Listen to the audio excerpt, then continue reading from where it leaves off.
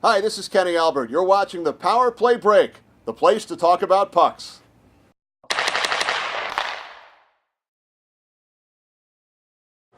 Now you go for a couple of national championships, you have a great time. Now '06 comes along, 2006, you're not drafted. Brian's already up with the big club with the Devils. You wind up in Albany with their affiliate. What changes did you have to make so quickly? I mean, now school's over, my career's over in college. Now I'm coming to, now I'm going to be a professional. Yeah. I'm going to be paid to do this. I mean, and I'm not drafted. You're not physically a big guy. These guys are imposing. What scared you the most? What got you, saying, "Oh boy, I better really pay attention to this"? I wish my first pro game has gone as smoothly as the rest of them. But you want to talk about that? Going back to April 13th of '06 against the Springfield Falcons. It was. You dream about scoring in your first pro game, but I Three goals and one assist. somehow scored 3 goals and had an assist, and I don't think I've had to combine that many points the rest of the 7 years I've been pro. But it was a great experience, and you're nervous going out there. I think my first face-off I lined up against Mitch Fritz, and he was the tough guy in Springfield at the time, and I want to say 6'8", so he's about a foot taller than me. I just kind of look up at him, and I'm just like, all right, this is a little different than college, and but it was fun. It was a great experience going into Albany for 3 games, and to kind of learn what I needed to do for the next season when the team moved to Lowell there. So you guys, now the team moves to Lowell, and you're kind of back in the old neighborhood because BC is not that far away. So was there a comfort zone for you going back over to that part of the state of Massachusetts? Wow. Where you think, at least I know I'm familiar with my surroundings, give me time to adjust? Absolutely. It's a 20-minute drive. I lived in North Andover, so it's a 20-minute drive just down 93 to Boston, and you go into the city any day and you just feel comfortable, especially after being there for 4 years. And to have that so close and to kind of get away from hockey when I needed to was really nice. Now, you're down there playing for the Lowell Devils, and you're probably thinking to yourself, oh, one day I'll be up at the big club. But on that team that year, you have 2 other guys who have brothers who were up there, Mike Pandolfo and Jordan Parisi. Did you 3 guys become very close? Did you say to yourselves, oh, my brothers are up there, and, you guys, were you all comparing notes with each other? Or? Definitely. I mean, you're always, you become close to the guys you play with because you spend,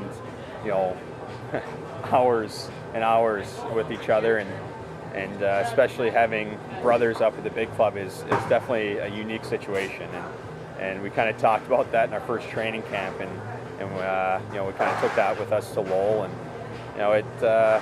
it is what it is. It's at the end of the day, it's also a business, and you have to be at the right time, right spot, right time to get a shot, and obviously it took a while for mine, but we went through that experience together.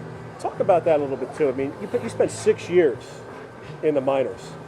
Some guys come in, they're there maybe 6 games, and now they're going to the big club and they never come back. Did you ever say to yourself, am I really doing the right thing? I mean, did you ever get frustrated and say, I don't know what I'm going to be doing, and I don't understand what's going to happen? Or were you kind of saying to yourself, oh, God, I'm stuck here. You know what I mean? Am I going to be a permanent minor leaguer? You definitely think that. It goes through your mind, especially going through training camp every year, and, you hope you get a shot out of camp, and you get into some exhibition games and prove what you can do. And, but at the end of the day, you're, whether it's the NHL, AHL, you're playing a game for a living, and that's pretty cool, and you get paid to do it. Now talk about, you get the call up to come up. Nerves? I mean, were you excited, or were you like, oh my God, my dream is going to come true? Your brother's not there now, but you're coming up. What is that? I mean, did he call you and say, hey, congratulations, Steve, I really wish you all the best, or was it kind of so quick you just wound up there before you knew it? I got a call. I remembered. I got a call at 8 in the morning, asking if I can be there for practice at noon. And were you guys in Albany at the time? Or? I was in. Or you're back in we're in Lowell. Oh, you're still in Lowell. Okay. No, actually, it was our first year in Albany. Okay, yeah. So it was just straight panic mode from there. It woke me up. I'm usually up by that time, but the call had woken me up and woke my wife up. I'm like, listen, I got to go. Help me pack. Like I got to get on the road right away. And sure enough, she helped me pack, said goodbye to her and my little one, my daughter at the time, was our first child, and I was like, well, don't really know when I'll see you, so I'll play when I get there and just kind of play it by ear. Now you have the morning skate, you make that, and you know most of the guys.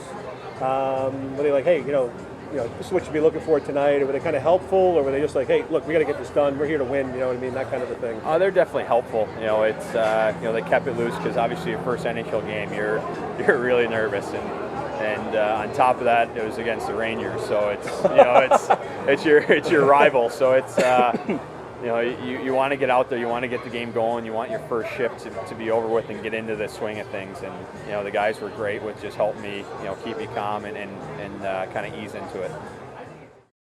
This is Stephen Gionta, the New Jersey Devils. You're watching the Power Play Break, the place to talk about pucks.